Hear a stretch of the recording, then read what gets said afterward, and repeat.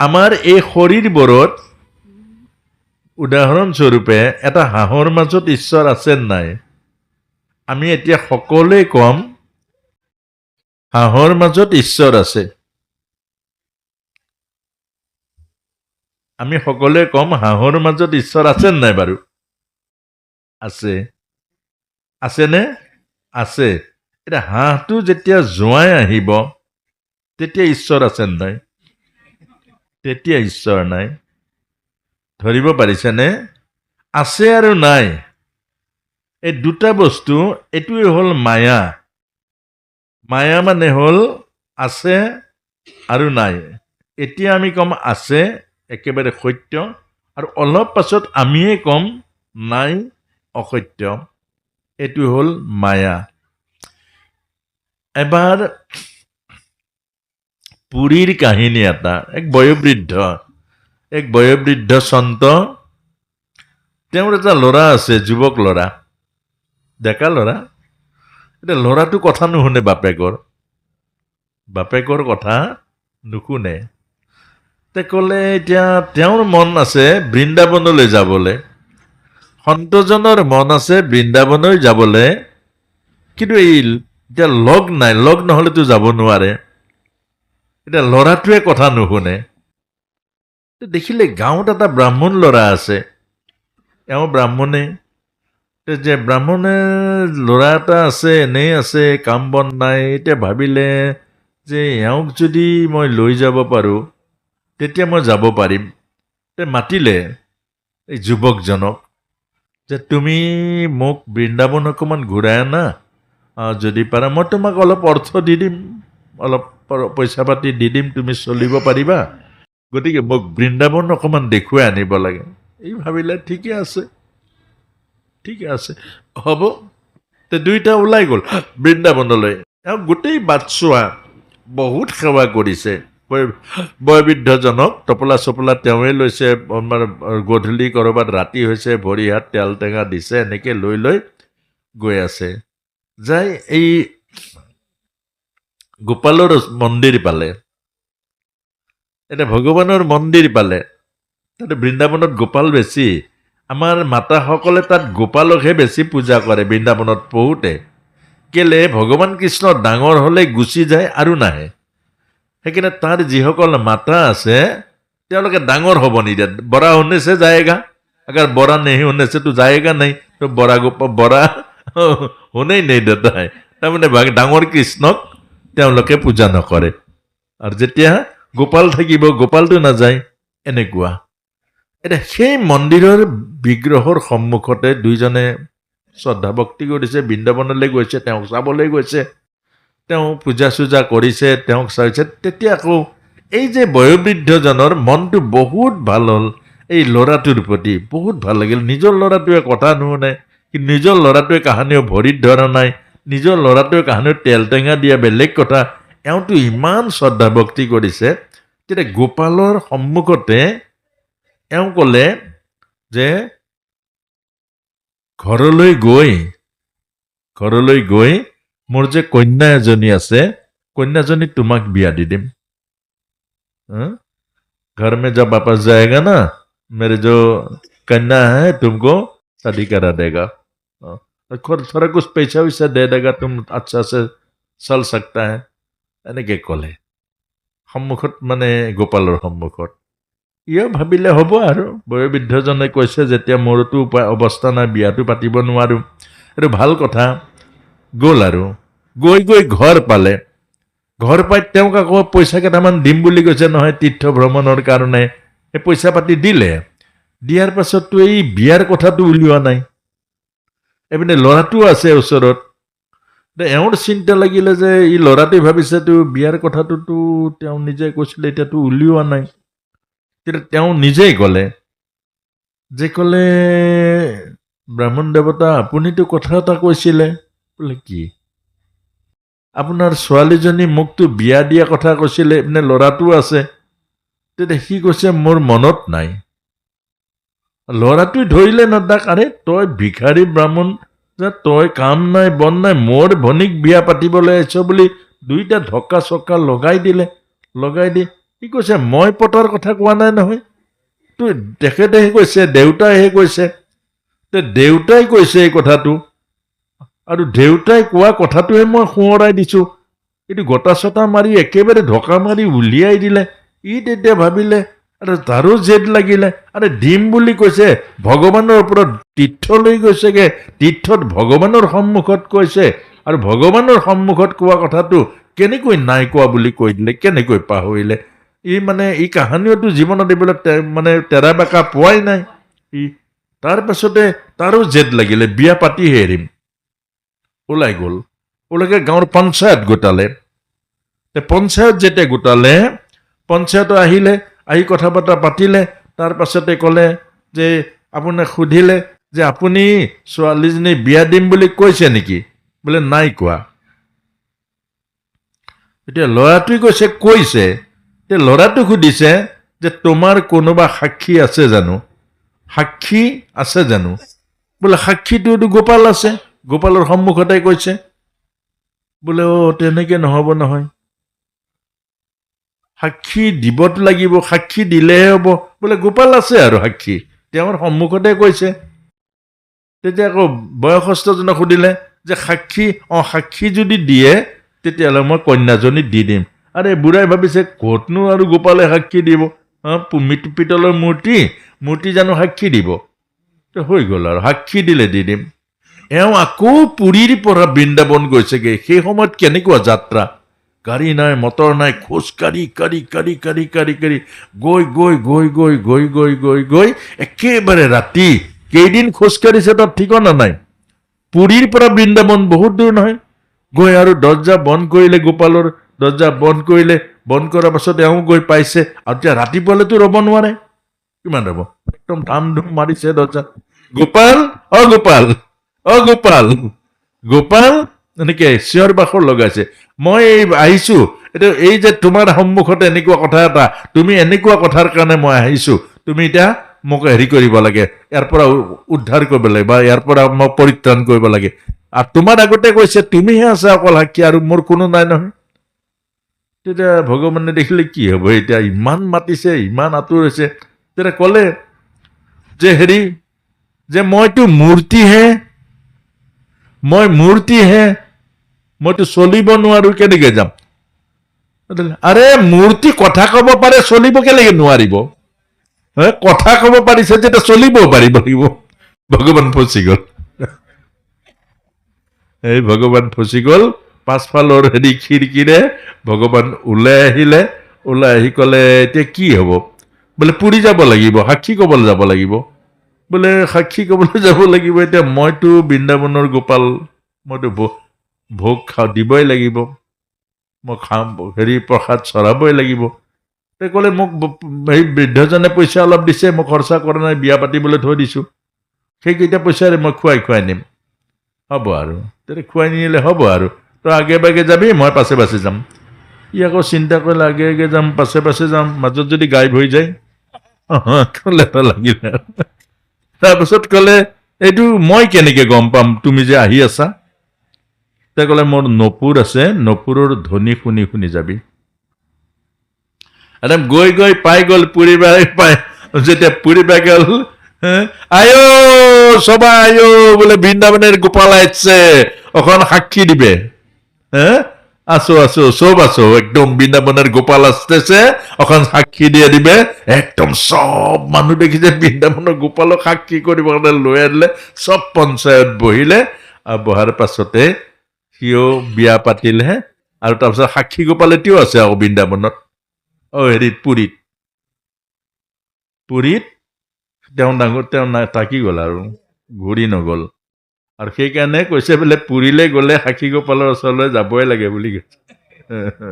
আৰু এই কথা মনত ৰাখিব যে কণ মে ভগৱান হে, মানে ভগৱান চবতে আছে, খালি ভক্তৰ দৃষ্টি আৰু ভাৱনাৰ ওপৰতে নিৰ্ভৰ কৰিব আপোনাৰ অন্তৰ কিমান পবিত্ৰ আৰু চকুৰ দৃষ্টি কিমান কৃষ্ণময় কাজল লগালে। চকুৰ দৃষ্টিত যদি অহংকাৰ অভিমান নাথাকে, হৃদয়ৰ মাজত যদি পবিত্ৰ প্ৰেম থাকে, চবতে ঈশ্বৰ দৰ্শন হৈ যাব। আৰু যদি থাকে তেতিয়াহ'লে ক'তো ঈশ্বৰ দৰ্শন নহয়। যেনেকৈ হাঁহৰ মাজতো জোঁৱাই আহিলে আৰু পইচাৰ কাজিয়া লাগিলে ভায়েকে ভায়েকৰ মাজত ঈশ্বৰটো বাদ দিয়ক ভাই বুলিয়ে দেখা নাপাওঁ হৈ যায়। সেইকাৰণে আমাক বুজাইছে। এতিয়া গুষ্ঠ লীলা, গুষ্ঠ মানে গোচাৰণ লীলা। আচ্ছা, প্ৰভু আমাৰ ভগৱানে গৰু কিয় চৰাইছে? এইবোৰ চিন্তা কৰিব লাগে, আমাৰ যুৱ প্ৰজন্মই চিন্তা কৰিব লাগে। এইবোৰ গোচাৰণ, গৰু কিয় চৰায়? শিৱই গৰুৰ পিঠিত কিয় বহে? এই কথাটো, এইবিলাক কথা ভাৰতীয় সংস্কৃতি, ই আমেৰিকা ৰাছিয়াৰ কথা নহয়, বিজ্ঞান প্ৰযুক্তিবিদ্যাৰ কথা নহয়। গোচাৰণৰ অৰ্থ হ'ল ইন্দ্ৰিয় চাৰণ। আমাৰ ইন্দ্ৰিয়বিলাক বেদে কৈছে গৰু। গো মানে বেদ, গো মানে ইন্দ্ৰিয়। 12 বছৰ বয়সত পুৰুষৰ বীৰ্য শক্তি আৰম্ভ হয় আৰু 12 বছৰ বয়সত যৌৱন আহে। আৰু সেই যৌৱনক ধৰি ৰাখিবৰ কাৰণে ইন্দ্ৰিয় সংযম কৰিব লাগে, ইন্দ্ৰিয়ক নিয়ন্ত্ৰণ কৰিব লাগে। ইন্দ্ৰিয়ক যেতিয়া নিয়ন্ত্ৰণ কৰিব, ব্ৰহ্মশক্তি কপাললৈ আহে আৰু বীৰ্যমান হয়, ইচ্ছা শক্তি জাগ্ৰত হয় আৰু সেইকাৰণে মৃত্যু ইচ্ছাৰ অধীন হয়।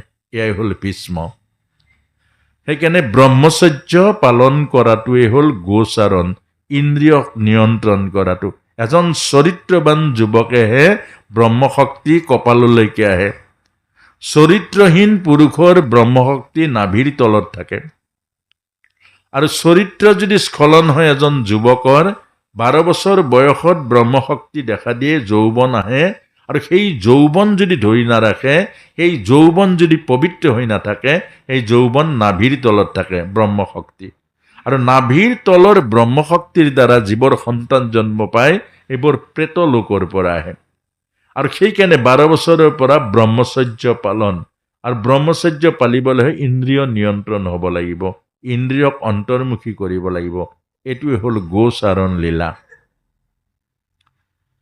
এতিয়া সেই গোচাৰণ লীলা ভগৱানে কৰিছে, আপোনাক মোকো কৈছে। ভাৰতীয় সনাতন ধৰ্মৰ মূল বীৰ্যমান তেজবান শক্তিটো হ'ল দুটা। এটা হ'ল ইন্দ্ৰিয়ক নিয়ন্ত্ৰণ কৰা আৰু এটা গাখীৰ, অৰ্থাৎ গৌ মাতাৰ গাখীৰ। অৰ্থাৎ আমাৰ মাকৰ গাখীৰ কেইমাহ খায়? আজিকালিতো কেইমাহো খাবই নিদিয়ে গাখীৰ।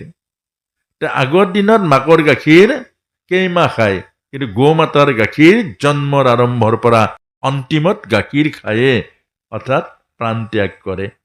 আৰু সেই কথাই কৈছে, গাখীৰ হ'ল অমৃত তত্ত্ব। আৰু সেইকাৰণে গো ৰক্ষা, গো ৰক্ষা মানে বেদ ৰক্ষা।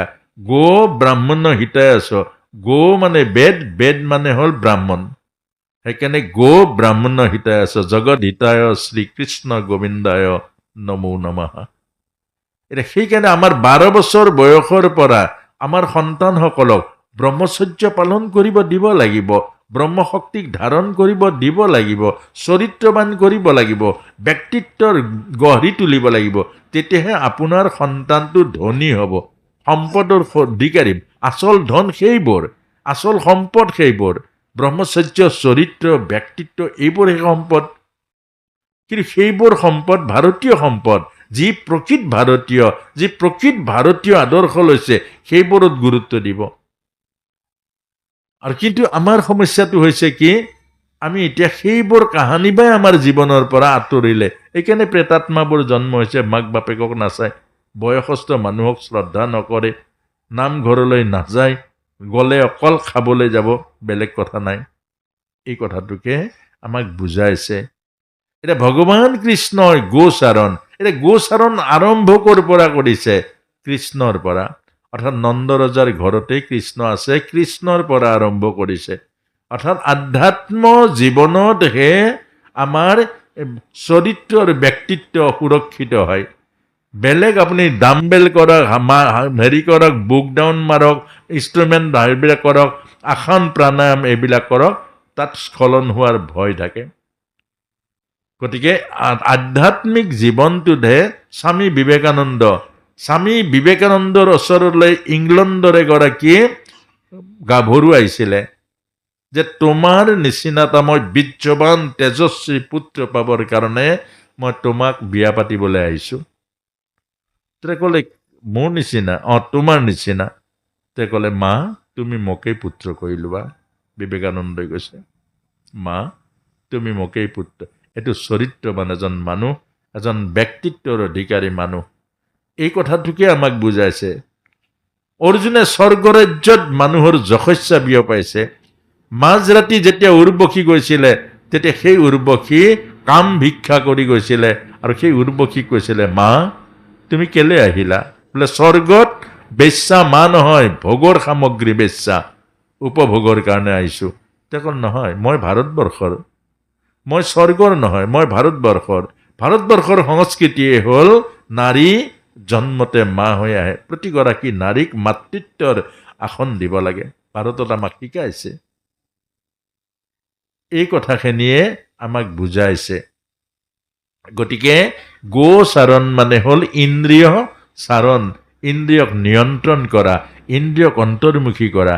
আৰু ভগৱান কৃষ্ণই গোচাৰণৰ কাৰণে সদায় যায় আৰু ঘূৰি আহে। ঘূৰি আহোঁতে সকলোৰে ঘৰে ঘৰে শিশুসকল, নিজৰ শিশুসকল সোমায় আৰু ভগৱান কৃষ্ণ গুচি আহে। আৰু এই যে নিজৰ মাতৃসকলে নিজৰ সন্তান ঘৰত সোমায় গোবৎস লৈ, কিন্তু মনটো থাকে কৃষ্ণত। তেওঁলোকে ভাৱটো আহে যে এই কৃষ্ণ এতিয়া গৈ মা যশোদাৰ কোলাত বহিব, মা যশোদাৰ স্তনপান কৰিব। আগৰ দিনত বহুত ডাঙৰলৈকে গাখীৰ খায়, কিন্তু আগৰ প্ৰেম আৰু মাকৰ প্ৰেমবোৰ বহুত দীঘলীয়া আছিলে, সেইকাৰণে বহুত ডাঙৰলৈকে দুগ্ধ উৎপাদন হয়। এতিয়া মৰমবোৰ কমিছে, কেলে চিজাৰিং কৰা কিমান মৰম থাকিব? নাথাকে। এতিয়া এজন মা কেতিয়া জন্ম মৃত্যুৰ লগত যুদ্ধ কৰি যেতিয়া সন্তান জন্ম দিব, যিমান কষ্টৰ মাজেৰে পোৱা ধন সিমান মৰম হ'ব। এনেই ফ্ৰীয়তে পোৱা ধনৰ কিহৰ মৰমটো আছে? আজিকালি ল'ৰা ছোৱালীৰ মৰম সেইকাৰণে নাই। গাৰ গোন্ধ নাই, ওচৰত খোৱাৰ ছিষ্টেম নাই, ওচৰত কথা পতা বহাৰ কোনো। সেইকাৰণে বহুতে ল'ৰা ছোৱালী থাকিলে আমনি পায়, ক'ৰবাত থৈ দিয়ে। সেইকাৰণে আজিকালি থোৱা ঘৰো ওলাইছে।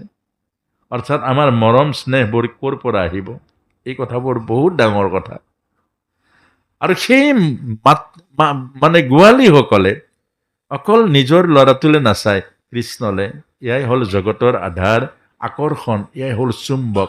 আপোনাৰ মোৰো যিদিনা হৃদয়ত পবিত্ৰ কৃষ্ণ ভাৱনা আহিব, আমাৰ এই সকলোৰ মাজতে কৃষ্ণ প্ৰাধান্য পাব। আমাৰ এতিয়া কৃষ্ণ গৌণ, বাকীবোৰ মোক্ষ হৈছে। ল'ৰাটো মোক্ষ হৈ যায়, দেহৰ মাজেৰে আমাৰ প্ৰেমটো হয়, কিন্তু প্ৰেম হ'ল আত্মাৰ। আৰু তাৰ পাছতে গৌ মাতাসকলে যেতিয়া পোৱালীবোৰে গাখীৰ খায়, তেতিয়া সেই গৌ মাতাসকলে পোৱালী নেচেলেকে পাহৰি যায়, অকল কৃষ্ণলে ৰহ লাগি চাই থাকে। আৰু তেতিয়া ভাবে তেওঁলোকে যে এই কৃষ্ণৰ ৰঙা ৰঙা ওঠ হালিৰে, এই ওঠ জুৰিৰে আমাৰ উহাৰৰ পৰা যদি গাখীৰ চুপি চুপি খালেহেঁতেন, আমাৰ জীৱন জনম ধন্য হৈ গ'লহেঁতেন। আৰু গৌ মাতা আৰু ব্ৰজনাৰী আৰু গোৱালীৰ মনৰ বাঞ্ছাক গ্ৰহণ কৰিলে ভগৱানকৰ, আৰু দুইটাকে ক'লে তথাস্তু। আমাৰ ভগৱান তেনেকুৱা, গৰুৰ মনোবাঞ্ছা পূৰ্ণ কৰে আমাৰ ভগৱান। কি মানুহৰ পূৰ্ণ নকৰিব? আপোনাৰ বিশ্বাস নাই, মাত্ৰ এটাই কাম কৰক, বিশ্বাস। এই বিশ্বাস জন্মিবৰ কাৰণে এইখিনি কথা কৈছে।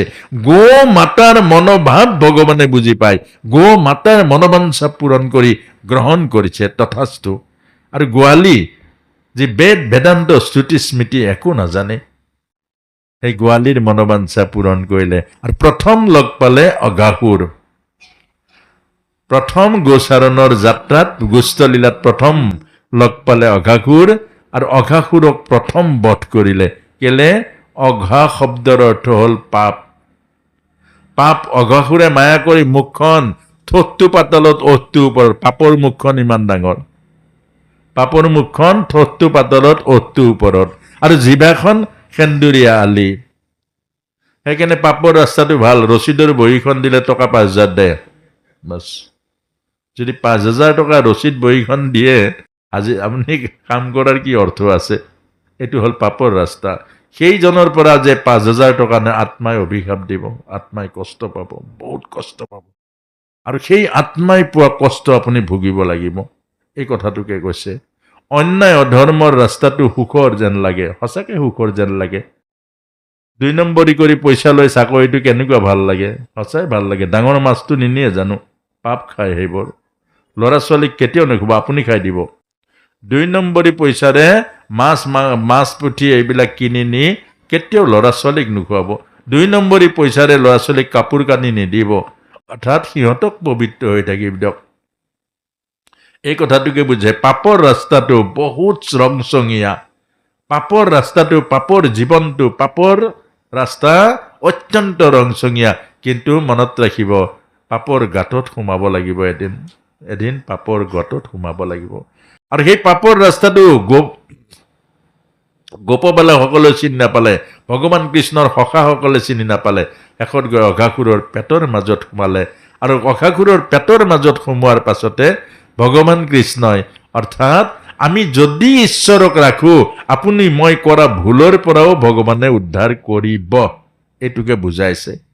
আপুনি মই চিনি নাপাওঁ, ভগৱান কৃষ্ণৰ সখাই চিনি নাপালে, পাপৰ ৰাস্তাটো আপুনি ময়ো চিনি নাপাওঁ, আপুনি ময়ো কেতিয়াবা হ'লেও ফচি যাওঁ, তেতিয়া আমাক কৈছে অন্তত প্ৰভুৰ চৰণত ধৰি থাকক, প্ৰভুৱে উদ্ধাৰ কৰিব।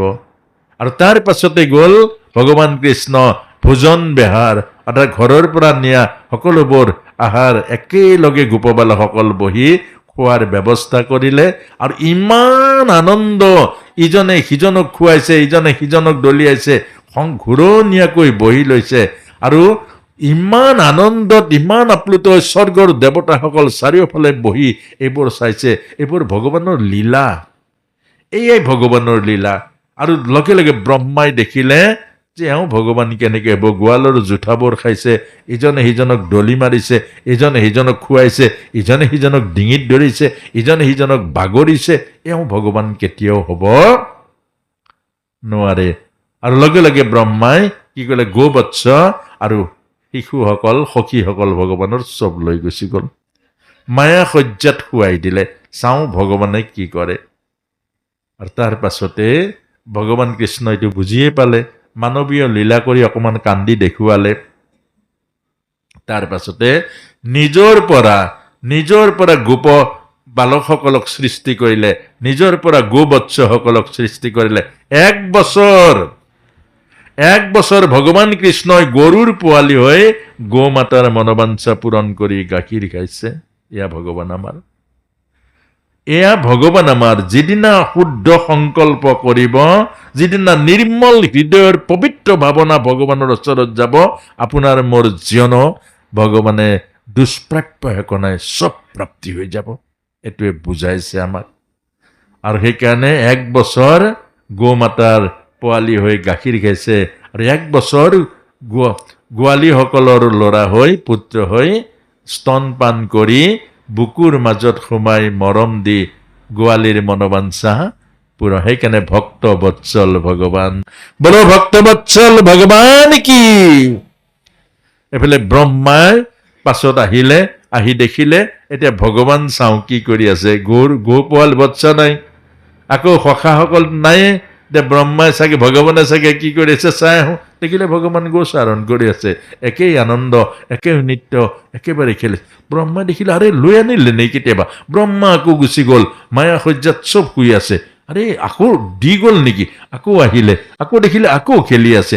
আকৌ অহা যোৱা কেইবাৰমান কৰিলে, কৰাৰ পাছতে আঁঠু ল'লে প্ৰভুৰ ওচৰত। প্ৰভু, অনন্ত কোটি ব্ৰহ্মাণ্ডৰ এটি ক্ষুদ্ৰ ব্ৰহ্মাণ্ডৰ ব্ৰহ্মাময় প্ৰভু, অনন্ত কোটি লীলা তোমাৰ, অনন্ত কোটি মায়াত গোটেই জগত মোহিত হৈ ৰাখিছা। গতিকে মোৰ ভুল হোৱাটো প্ৰভু স্বাভাৱিক, মোক ক্ষমা কৰা। ব্ৰহ্মা, তুমি মোৰ লীলাত সহযোগ কৰিলা, গতিকে দোষ একো নাই, যোৱা। অৰ্থাৎ আপোনাক মোকো কৈছে, এই গোটেইবোৰ লীলা, এই চব প্ৰভুৰ লীলা। প্ৰভুৰ বাদে জগতত একো নাই। আপোনাক যে গালি পাৰিছে, এয়াও প্ৰভুৱে। আপোনাক যে মৰম কৰিছে, এয়াও প্ৰভুৱে। গালি কেলে পাৰিছে, আপোনাৰ ধৈৰ্য সহ্য কিমান আছে এইটো পৰীক্ষা কৰিবৰ কাৰণে গালি পাৰিছে। আপোনাক যে মৰম কৰিছে, আপোনাক হৃদয়ত আনন্দ দিব যে প্ৰভুৱে মৰম কৰিছে, অনুভৱ কৰক। এইবোৰ আমাক বুজাইছে, এইবোৰ লীলা। কাজিয়া লাগিব লাগে, কাজিয়া লাগিলে ভাল লাগে, একেবাৰে কাজিয়া নালাগিলে কি হ'ব আকৌ? হ'ব জানো?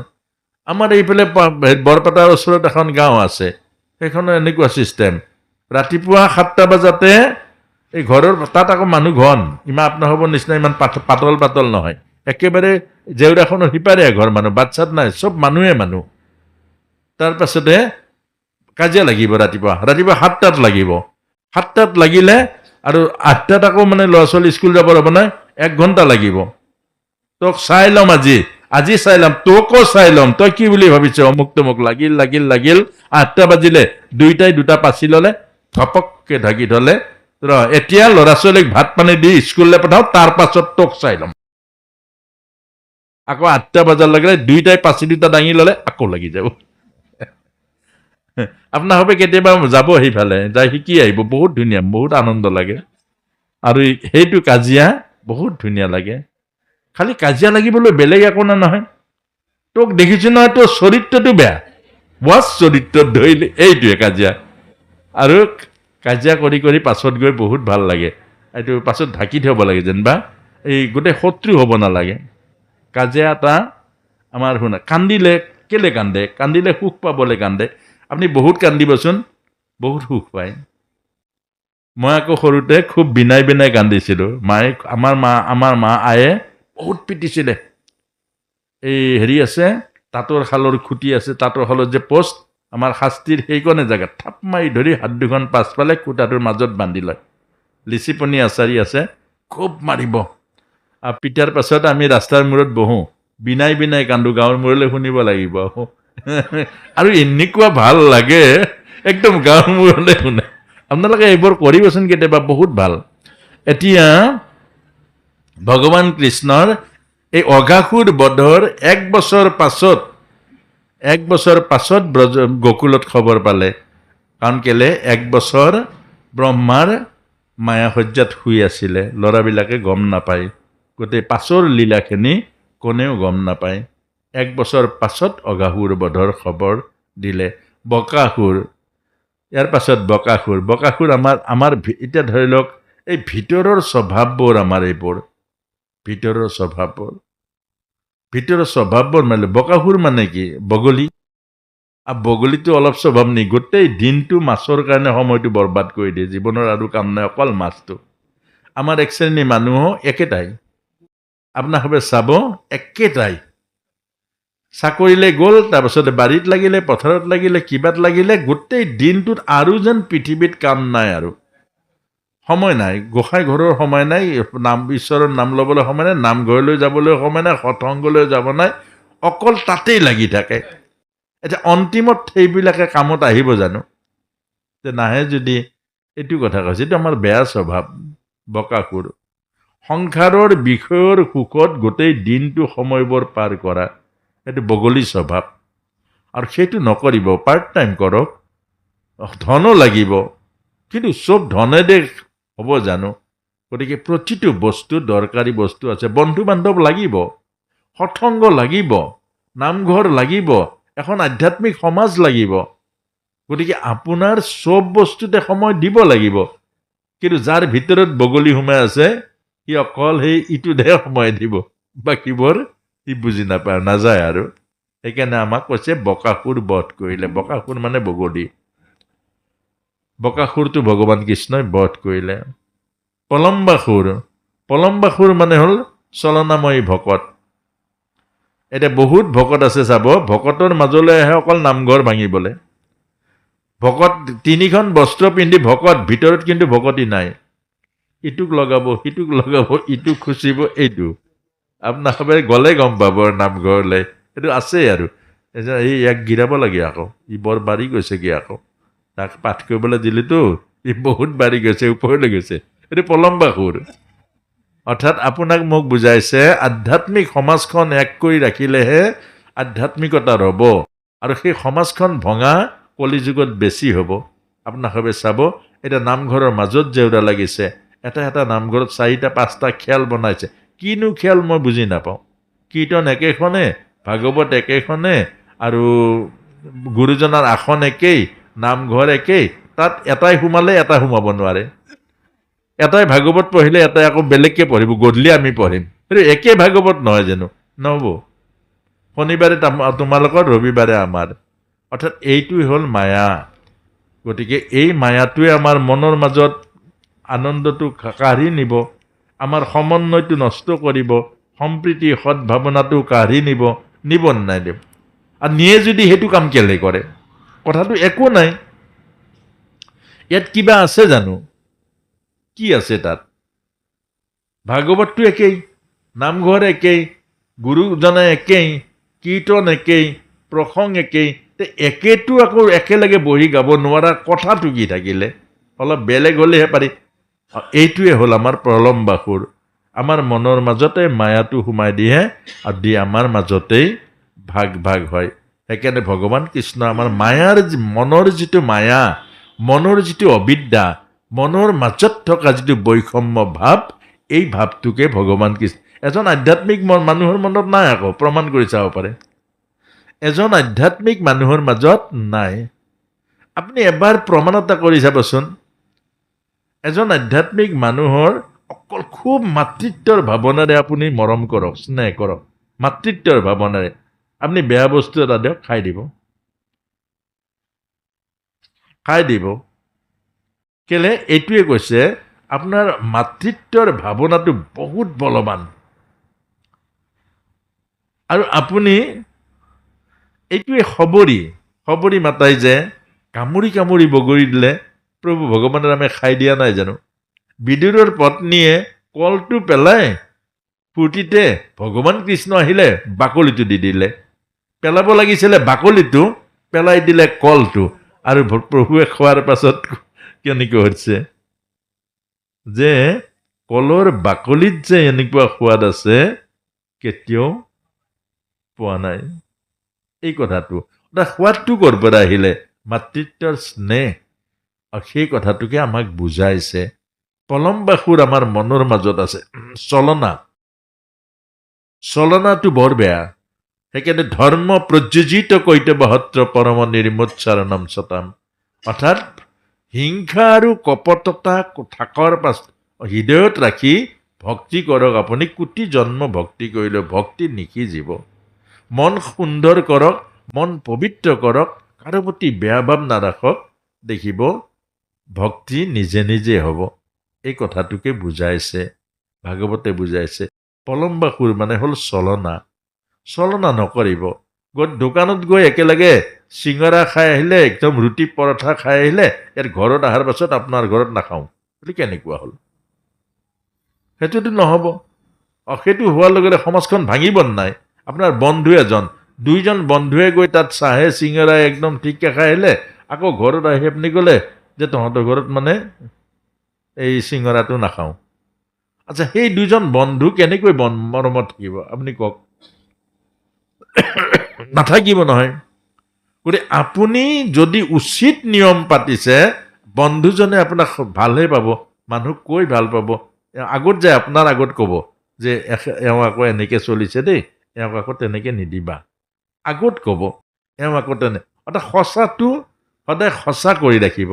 মিছাটো হ'ল চলনা। আমাক এই কথাটোকে বুজাইছে। আধ্যাত্মিক জীৱনত চলনা নাৰাখিব। আধ্যাত্মিক জীৱন সঁচা জীৱন, চিধা জীৱন। আধ্যাত্মিক জীৱন হ'ল একেবাৰে ষ্ট্ৰেট। আৰু যদি তেৰা বাঁকা হয় তেতিয়াহ'লে আধ্যাত্মিক জীৱনৰ এইটো প্ৰলম্বাসুৰ। আৰু এই প্ৰলম্বাসুৰে আপোনাৰ মোৰ জীৱনত বহুত দুখ দিয়ে, বহুত কষ্ট দিয়ে। তাৰ পাছতে আহিলে ধেনুকা অসুৰ। এই অসুৰবিলাক আমাৰ ভিতৰত আছে। আকৌ এই অসুৰবোৰ যিদিনা বৃন্দাবনত 24খন অৰণ্য, মানে আমাৰ এই শৰীৰটোৱে 24 তত্ত্বই হ'ল এখন এখন অৰণ্য, আৰু প্ৰত্যেকতে এটা এটা ঔষধ আছে। সেইকাৰণে আমি সুখ নাপাওঁ। নহ'লে আমি সুখ কেলে নাপাম বাৰু? চব সুখে সুখ দেখোন। এই জগতত সুখ নাপাবলৈ কি অৰ্থটো আছে? জ্ঞান আছে, বুদ্ধি আছে, বিবেক আছে, আমি ভিতৰত কিমান কিমান প্ৰভুৱে দিছে, সুখ কিয় নাপাওঁ? এই অসুৰবোৰ থাকিলে সুখ কেনেকৈ পাব? আপোনাৰ মনটো যদি তেনেকুৱা হয়, চলনাময়ী হয় মানুহজনীক মৰম কৰে ডুপ্লিকেট মৰম মানুহজনীক সঁচা মৰম নকৰে ডুপ্লিকেট মৰম আপুনি চলনা কৰে মানুহজনীক ভাল পোৱাটো দেখুৱাই মনটো আপোনাৰ বেলেগত আছে সেইটো মৰম জানো সঁচা মৰম সেইটো চলনা নহ'ল জানো তে চলনা নোহোৱা সেই মানুহজনীক আপুনি ঠগা মানুহজনীক যিজনী মানুহে অন্ন দিছে যিজনী মানুহে আপোনাৰ ঘৰখনত পুত্ৰ সন্তান বা কিবা এটাতো অন্তত দিছে আপোনাক দান দিছে যিজনী মানুহ ঘৰ দুৱাৰ পৰিবাৰ নিজৰ বংশ চব এৰি পিতৃ পৰিচয় এৰি জাতি ধৰ্ম এৰি আপোনাত সমৰ্পিত হৈ গ'ল আৰু আপুনি সেই মানুহজনীক চলনা কৰিলে তেতিয়াহ'লে আপুনি সুখ কেনেকৈ পাব এইটোকে কৈছে প্ৰলম্বাসুৰ আৰু প্ৰলম্বাসুৰ মানে যেতিয়া চলনা থাকিব আপুনি সুখী হ'ব নোৱাৰে গোটেই জীৱনটো আৰু সেইটো সময়ত ভুগিব লাগিব এতিয়া এই জন্মত আপুনি ঠিক কৰিলে ভুগিলে পিছৰ জন্ম আকৌ ৰখি আছে এই জন্মটো শান্তি নাপাবই এই জন্মত আপোনাৰ শান্তি নাপাব মানুহজনীক ঠগিলে পিছৰ জন্মত আপুনি কি হ'ব লাগিব এতিয়া ঘূৰি ঘূৰি নাপাব আৰু এতিয়া বহুতে মন চাবচোন বহুতে ঘূৰি ঘূৰি নাপায় এইটো কথা আমাক বুজাইছে এই জন্ম সুখ নাপালে পিছৰ জন্মটো আপুনি আৰু কন্যা এগৰাকী বিচাৰি নাপাব আপুনি ধন আছে টকা আছে পইচা আছে চব পাব কিন্তু আপুনি সেই কন্যাগৰাকী অৰ্থাৎ পত্নী নাপাব আপুনি গোটেই জীৱনটো অৰ্থশূন্য হ'ব অৰ্থাৎ এজন সংসাৰী মানুহৰ যদি পত্নী নাই তেওঁৰ ধৰ্ম নাই পূৰ্বজন্মৰ যিকণ পুণ্য আছে সেইকণ ভোগ শেষ হ'ব পিছৰ জন্ম খালি খালি যাব লাগিব সেইকাৰণে ঋষভে কৈছে ব্ৰহ্মচাৰী হ'লে ব্ৰহ্মচাৰী হোৱা জীৱন সুন্দৰ হ'ব আৰু গৃহস্থী হ'লে গৃহস্থী হোৱা জীৱন সুন্দৰ হ'ব গৃহস্থী হৈ যদি গৃহস্থী নোহোৱা তেতিয়া ব্ৰহ্মচাৰ্য নহ'ব গৃহস্থী নহ'ব জীৱন অটলে যাব ব্ৰহ্মচাৰী হৈ যদি ব্ৰহ্মচৰ্য পালন নকৰা তেতিয়া গৃহস্থীও নহ'লা ব্ৰহ্মচাৰীও নহ'লা জীৱন অটলে যাব অৰ্থ নাথাকিব এই কথাটোকে বুজাইছে ভগৱান কৃষ্ণই গোচৰণ কৰি কৰি কৰি আৰু এখন অৰণ্যলৈ গ'ল আৰু এখন তালবন ওচৰত পালে গোচৰণ কৰি কৰি ক'লে কৃষ্ণ কৃষ্ণ বৰ ভোক লাগিছে যে যে ওখ ওখৰ গছবোৰ দেখিছা এই তাল গছ গতিকে যোৱা তাল ফল লৈ আনাগৈ আৰু তাল ফল আনিবৰ কাৰণে গ'ল যোৱাৰ পাছত দেখিছে তাল ফল একেবাৰে দম খাই পৰি আছে সৰি সৰি পৰি দম খাই আছে ভূতি লাগি দাম আৰু শ্ৰীদাম গৈছিলে তাল ফল কেইটামান বুটলিবলৈ ধৰিছেহে ভিতৰ খবৰদাৰ হাত নিদিবি কৃষ্ণ দাম সুদাম বসুদাম এইখন গছত গোচৰণ কৰি আছে দাদা বলৰাম সহিতে ভোক লাগিছে চবৰে এইটো খবৰদাৰ হাত নলগাবি পচি নষ্ট হৈ গৈছেগে গেলি গৈছেগে সৰি সৰি পৰি দম হৈ আছে পেলাই দিম তথাপিও নিদিওঁ এইটো অলপ অসুৰ নাই বাৰু আপুনি এবাৰ চাওক পেলাই দিম আমাৰ তেনেকুৱা হয় নে নহয় নিজৰ ল'ৰাক কিমান দিওঁ ওচৰৰ ল'ৰা এজন কাপোৰ এখনৰ কাৰণে ৰৈ আছে কেলে নিদিয়ে বাৰু আপুনি ভতিজা ভাগিন এইবিলাকক দিয়ে সিহঁতৰ কাপোৰ আছে কেলে ওচৰৰ গাঁৱৰ ল'ৰা এটা দুখীয়া ল'ৰা আছে তাক কেলে নিদিয়ে বাৰু এই কথাটোকে কৈছে দিলে দেৱতা হৈ যাব আকৌ দিলে দেৱতা হৈ যাব কিন্তু দিব নোৱাৰো পেলাই দিম তথাপিও নিদিওঁ কেলে নিদিওঁ বাৰু দিলে দেৱতা হৈ যাব আকৌ কৈছো দিলেই দেৱতা হৈ যাব কিন্তু দিব কেলে নোৱাৰো নিজকে সুধি চাওক আজি যে শুনিলো কালিও নোৱাৰো আমি যি নোৱাৰোৱেই এতিয়া কেলে নোৱাৰো অৰ্থাৎ এই ধেনুকা অসুৰটো আছে আমাৰ ভিতৰত মই মোৰ নিজৰ স্বাৰ্থত এটা ডাঙৰ যজ্ঞ বা পূজা কোটি টকা খৰচা কৰিম আপত্তি নাই মোৰ ল'ৰাৰ বিয়াত লাগিলে লাখ টকা কোটি টকা খৰচা কৰিম আপত্তি নাই কিন্তু বেলেগক 500 টকা এটা নিদিওঁ হয় নহয় চকুৰ আগত দেখিছো ভতিজা ল'ৰাটোৰ অৱস্থা চকুৰ আগত দেখিছো গাঁৱৰ ল'ৰা এটাই কিতাপৰ কাৰণে পঢ়া বাদ দিছে চকুৰ সন্মুখত দেখিছো এনেকুৱা বিধৱা মানুহ এজনী আছে অৱস্থা বেয়া আমি নিদিওঁ কেলে যজ্ঞত অকণমান পইচা কমকে খৰচা কৰক বিয়াত বিয়াত 10 লাখ খৰচ 1 লাখ কমাই খৰচা কৰে 1 লাখ থৈ দিয়ক এই 1 লাখ কাৰোবাক দি দিয়ক কিমান ভাল কাম হৈ যাব কিমান ভাল কাম হৈ যাব হে কেলে নোৱাৰো বাৰু আমি নোৱাৰো কেলে এইকাৰণে নোৱাৰো এই পলম আমাৰ ভিতৰত ধেনুকা অসুৰ আছে এই অসুৰটোৱে দিব নিদিয়ে দিওঁ লাগে নাই সঁচাকে কওকচোন এই কথাবিলাক শুনি একদম দিওঁহে লাগে কিন্তু দিওঁ লাগে কিন্তু দিব নোৱাৰো এইটো একেবাৰে সত্য দিওঁ লাগে দিব নোৱাৰো আৰু সেইটোৱে হ'ল আমাৰ অসুৰটো আছে আপুনি চাব এই অসুৰ যদি মৰে আচ্ছা দি দুখীয়া হোৱা কোনোবা আছে জানো আজিলৈকে কৰবাত দি পেলাই দৰিদ্ৰ আছে নাই এই কথাকৈ আমাক বুজাইছে ভাগৱতত এই ধেনুকা অসুৰৰ যিটো আমাৰ ভিতৰত অসুৰ আছে এই অসুৰটোৱে আমাক দিব নিদিয়ে আৰু সেই অসুৰটো থকাৰ কাৰণে আমি দিব নোৱাৰো গতিকে ভগৱান অৰ্থাৎ ভাগৱত শুনাৰ পাছত ভাগৱতৰ কৃপা যদি হৈ যায় অসুৰটো যদি মৰি যায় চাবচোন এতিয়া গোটেই অসমত কেঞ্চাৰ হস্পিটেল টাটাই কৰি থৈ গ'ল তেওঁ গুচি গ'ল অসমত কিমান মহাদান দি থৈ গ'ল গতিকে এনেকুৱা মহান এতিয়া জুবিন গাৰ্গ ওলাইছে এতিয়াহে ওলাইছে তেওঁ কিমান দিলে চব কেনেকুৱা কান্দি ফুৰিছে মানুহ হা কেনেকুৱা কান্দি ফুৰিছে এতিয়া এই কথাবোৰ ওলাইছে আপোনাৰ মোৰো ওলাব কিন্তু আপুনি মই দিব নোৱাৰো এতিয়া আপুনি এবাৰ ভাবক দিলে কিমান ডাঙৰ মহৎ উপকাৰ হৈ যায় আৰু দিলেতো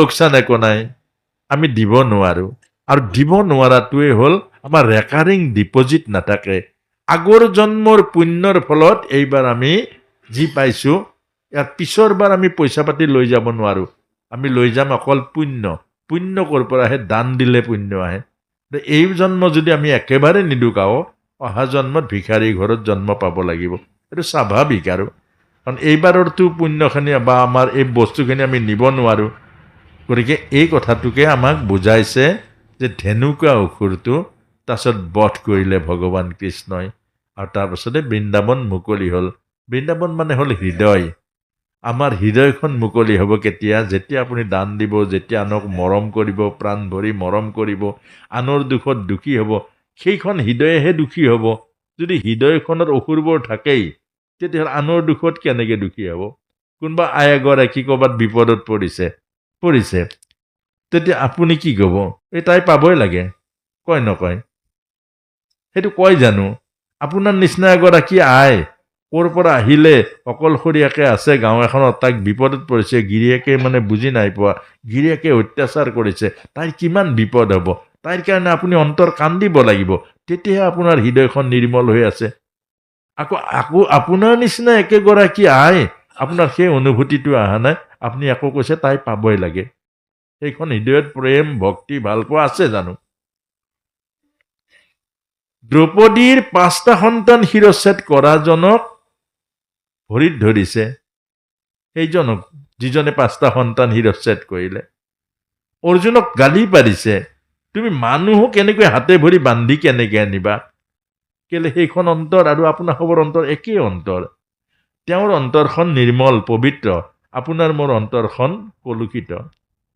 কলুষিত অন্তৰৰ কাৰণে আমি কৈছো তাই আকৌ পাব লাগে কিন্তু নিৰ্মল অন্তৰে আপোনাৰ কান্দি উঠিব দুখত দুখ পাব এবাৰ তাইৰ ওচৰলৈ যাব নহ'লে কাবাকো লাগিব যাও বোপায়ো যাচোন যা সেইগৰাকী বোৱাৰীজনী ক'ৰ পৰা আহিলে এতিয়া ই মানুহটোৱে কি অত্যাচাৰ কৰিছে গতিকে অকণমান যাচোন সভা এটা লৈ আছোন যাও বোপাই যাও এনেকুৱা লাগিব আপোনাৰ আৰু সেইখন অন্তৰেহে হ'ল নিৰ্মল আৰু সেইটোৱেই ভগৱান কৃষ্ণই কৰে আমাৰ ধেনুকা অসুৰ বধ এখন অন্ত বৃন্দাবন পবিত্ৰ হৈ যায় ইয়াৰ পাছতে আহিলে কালিয়